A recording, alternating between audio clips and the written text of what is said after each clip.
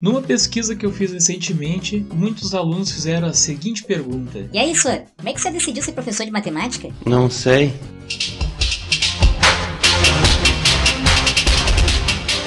Na verdade, eu não decidi. Como assim, Flor? Qual é que era? Na verdade, É verdade. eu fiz primeiro técnico agropecuário, logo que eu terminei a 8ª série, entrei na época era ensino médio, era integrado, e eu fiz o médio junto com o curso técnico em agropecuário, porque eu era bem decidido já a respeito do que eu queria e gostei muito quando fiz técnicas agrícolas no ensino fundamental. Na época tinha uma disciplina que se chamava técnicas agrícolas, que eu acho uma pena que tenham tirado do ensino fundamental. E aí eu decidi fazer técnico agropecuário, gostei, e quando eu me formei, um amigo meu me conseguiu para trabalhar no escritório de engenharia, na qual trabalhava em projetos de irrigação. E essa empresa, né, na verdade, era duas empresas, né, que tinham uma sociedade na época, um consórcio que eles chamavam, faziam projetos de irrigação para um órgão do governo que se chama Codevasf, ou Denox também, né, algum Denox ou Codevasf, que são projetos de irrigação lá para o Nordeste, né. Na época, esse projeto se chamava Projeto Jaíba, que era para a região lá do Vale do Rio São Francisco, na região lá do Jaíba mesmo. Lá eu conheci um engenheiro agrícola, tinha engenheiro agrônomo também, né? E até uma hora eu posso fazer também um vídeo explicando qual é a diferença entre engenheiro agrícola e engenheiro agrônomo. Mas tinha um engenheiro agrícola, eu gostei muito da área de projetos de irrigação, e ele me fez uma propaganda sobre o curso de engenharia agrícola de Pelotas, que foi onde ele estudou. Tem aqui na UBRA, que é pago, e tem na Federal de Pelotas, que é engenharia agrícola. Eu fiquei um ano trabalhando lá como estagiário de técnico agropecuário, aproveitei para ir estudando e fazer o vestibular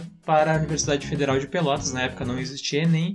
Fiz o vestibular, passei e entrei no curso de engenharia agrícola.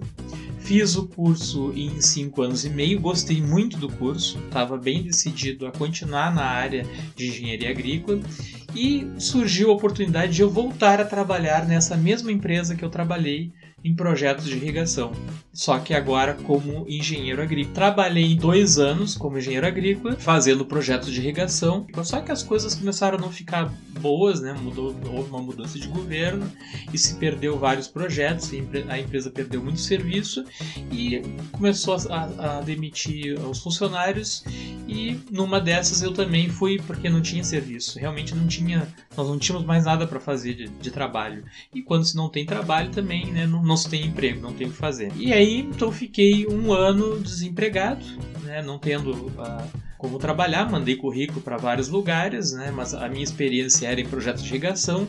Aqui no Rio Grande do Sul não tem muita irrigação, né, muito pouco, mas é a irrigação de arroz, né, por inundação, que já é uma área bem saturada já, né. E aí, então, eu fiquei 1 ano procurando emprego, até que a minha cunhada, que é professora também, que eu já até comentei em outro vídeo, ela me falou sobre os contratos temporários que estavam aparecendo no governo e que era para vários tipos de profissionais, né, que fosse da área. E eu, na época, me inscrevi primeira opção para física, porque eu sabia que física é uma disciplina que sempre teve dificuldade de ter profissionais para trabalhar com física, então provavelmente procurar professor de física mais rápido. A segunda opção era desenho técnico, eu sabia que poderia trabalhar numa escola técnica, né? Lá na Parobé, por exemplo, tem o técnico em edificações, que usa muito desenho, técnico mecânico também. E a terceira opção era ser professor de matemática. E aí, com certeza, né, rapidamente, eu acho que questão de 3 meses, eu fui chamado para ser professor de física. E aí, então, eu me apresentei lá na SEC, levei todos os meus documentos, meu diploma de engenheiro, e consegui o contrato para trabalhar como professor de física. Peguei em 2 escolas, a escola Cristóvão Colombo no Sarandi e a escola José Feijó, onde estou até hoje, né, até os dias atuais. Isso foi no ano de 2000. Trabalhei então nessas 2 escolas, entrei na metade do ano, dando aula de física. Em 2001 a diretora me puxou todas as horas que eu tinha, na época eram 24 horas, para dar aula na escola José Feijó 24 horas. Nesse meio termo eu segui procurando emprego na minha área, porque eu achava que era uma situação provisória, né? né, dar aula, né, de física. E às vezes as pessoas perguntam assim: mas como você pode ser engenheiro e pode dar aula de física? Não interessa pra você, palhaço. Na engenharia a gente tem uma base muito forte de matemática e de física. Tanto é que as cadeiras básicas a gente fazia na engenharia junto com o pessoal da licenciatura em matemática, junto com o pessoal da licenciatura em física. Os 3 primeiros anos é quase igual, tanto na física quanto na matemática, na licenciatura, quanto na engenharia, em qualquer engenharia. Então, o conteúdo que vai ser dado no médio é o mesmo. Então, eu fiquei trabalhando, dando aulas de física, também cheguei a pegar turmas de matemática, aí comecei a trabalhar com curso técnico também, dando aula de estatística, né? Porque todas essas áreas aí são áreas das exatas em que nós tivemos muito na engenharia. Mas nesse meio tempo, eu comecei a gostar mais da área de educação e pensar assim: eu estou na área de educação, estou me afastando da área de engenharia, mesmo que durante muito tempo eu comecei a ser chamado pelas próprias empresas que eu trabalhava antes para fazer os projetos de irrigação. Quando eles tinham trabalho, eles seguiram me chamando para mim fazer trabalhos freelance. Mas depois, por questões pessoais, eu não quis mais trabalhar como freelance e resolvi assumir de vez que eu era professor e ia seguir nessa área. E aí eu comecei a procurar cursos de formação pedagógica, né? Porque não é possível se fazer um concurso, né, para a área de educação se tu não tiver a parte pedagógica. E isso só é oferecido pelos cursos de licenciatura. E aí depois surgiu o REGESD, né, que foi uma associação entre várias universidades, né, do Rio Grande do Sul e tal, federal também, e que proporcionaram cursos, né, que desse a formação para professores que estavam em sala de aula, para professores de educação básica. E aí, na época, não surgiu para a física, surgiu para a matemática, que eu também já estava dando aula de matemática.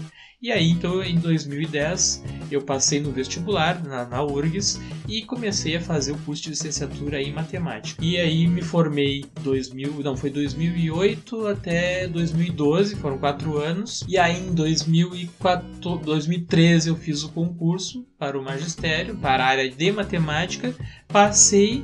E em 2014 eu fui chamado para assumir, então, as horas para professor de matemática, fono. Então, o fono que é o documento que a gente vem da SEDUC, né?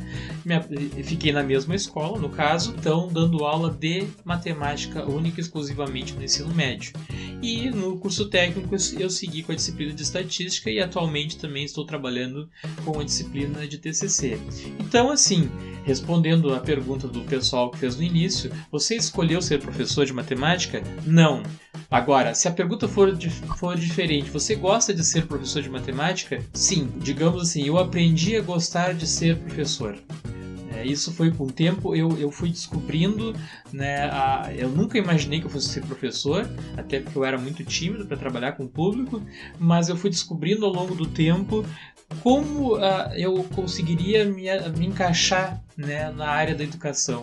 Depois eu fiz 2 pós-graduações, uma em mídias na educação e uma em informática instrumental também, que era na área de educação, para eu poder utilizar as mídias, e isso me deu um gosto muito maior por ser professor usando as tecnologias. Eu achei uma coisa que me satisfaça como professor, que é dar aula usando as tecnologias, né? Então hoje eu dou aula com Data Show, eu tenho o canal no YouTube na área de educação, eu tenho meu blog, o blog do professor Viegas.